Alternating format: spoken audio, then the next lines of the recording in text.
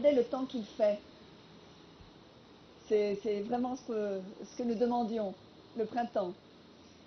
Je pensais, évidemment, bon, je pense que nous avons tous de temps en temps ces correspondances dans l'âme, et je pensais qu'il pleure dans mon cœur comme il pleut sur la ville. Vous savez, ce très beau poème de Verlaine. Et c'est vrai qu'il pleure dans mon cœur, il pleure dans nos cœurs. Et il pleure dans nos cœurs parce que nous sommes ici en face des Nations Unies. Et nous sommes en face d'un grand monstre, d'un espèce de dinosaure qui ferme les yeux. Qui ferme les yeux parce que, alors qu'il a été conçu pour porter la main, pour secourir ceux qui sont victimes d'injustice dans le monde, eh bien, l'ONU a l'air, aujourd'hui, d'avoir fermé les yeux, de s'être retourné sur lui-même dans une position autiste et de ne plus être sensible à la souffrance humaine.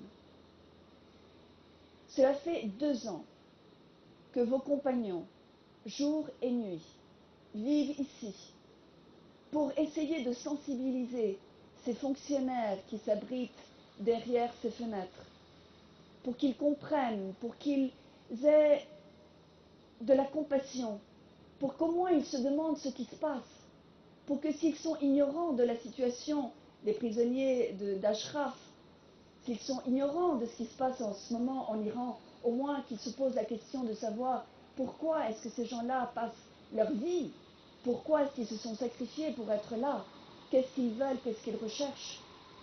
Mais voilà, les jours passent, ces personnes sont entraînées dans leur vie du quotidien, dans leurs papiers, dans leur correspondance qu'ils doivent signer, dans leur routine administrative, et ils ne prennent pas conscience des responsabilités qui sont les leurs et de ces vies qu'ils pourraient sauver et de la responsabilité qu'ils portent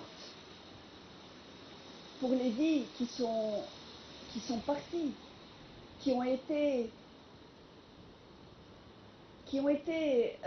sacrifiées dans l'autel de l'ignorance et du désengagement. Je pense en particulier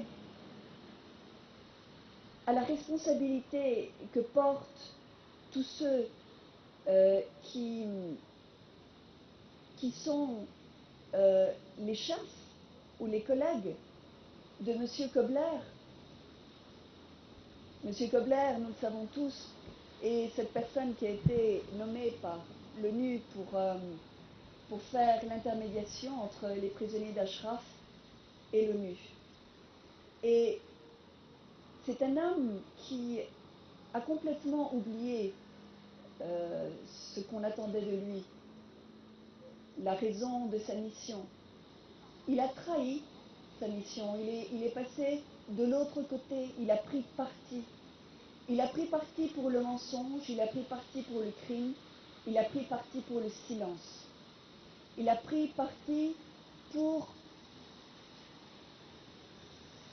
la connivence et la corruption, parce qu'il y a une grande corruption à fermer les yeux face aux crimes que les autres commettent, lorsque l'on a le devoir d'être là pour certifier, pour arrêter, pour prévenir. M. Kobler, je pense, est responsable des morts d'Ashraf. Et il est responsable de ces personnes qui nous ont quittés, comme il est responsable du fait que tant d'autres sont en ce moment dans le risque de leur vie. N'est-ce pas curieux qu'alors qu'il devrait être celui qui aurait permis le rapatriement vers des pays d'accueil de 3000 personnes, il est malheureusement le responsable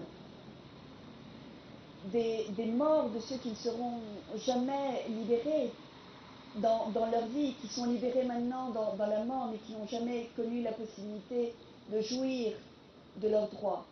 C'est pour ça que si nous sommes ici, c'est parce que notre devoir, c'est celui de dire, de parler. Nous n'avons pas le droit au silence, nous n'avons pas le droit à la résignation. Notre seul droit est le droit à la résistance. Il faut résister. Il faut résister. Il faut résister d'abord au désengagement. Il faut résister à la connivence. Il faut résister à la négligence administrative. Il faut négliger à ce qu'aujourd'hui l'ONU est devenue ce monstre qui ne parle pas, ce monstre qui ne résout rien, ce monstre impassible qui n'est pas touché par le sang, par les larmes d'enfants, de femmes, d'hommes, de vieillards. Il faut résister. Et nous avons un exemple magnifique, celui de cette famille que nous admirons tous, la famille Rajavi. C'est vrai que aussi, si nous sommes ici, c'est aussi grâce à eux, grâce à leur sacrifice, grâce au sacrifice de Kazem Rajavi, qui est parti il y a maintenant 23 ans, et que nous ne pouvons pas oublier parce que finalement son sacrifice et son drame, c'est le drame de l'Iran. Un Iran bafoué, un Iran trompé, un Iran trahi, un Iran trahi par ses propres dirigeants, alors que, avec la fin du régime dictatorial du Shah, l'Iran avait tout d'un coup senti que le printemps arrivait. Khomeini a trahi, il a fermé le pays, il en a fait une prison, la prison pour des millions d'Iraniens qui n'osent plus aujourd'hui ni parler, ni sourire, ni rire, ni espérer. Alors oui, la famille Rajavi, et en particulier à travers de Mariam, que j'aime et que j'admire et pour laquelle j'ai une grande amitié et pour laquelle je suis ici aujourd'hui, la famille Rajavi, c'est celle qui nous donne espoir, qui nous donne espoir dans la possibilité de vivre dans un Iran moderne. Et quand je dis moderne dans le sens digne de ce mot, moderne dans l'égalité des droits entre les hommes et les femmes. Non pas parce que nous voudrions en tant que femmes une égalité revancharde.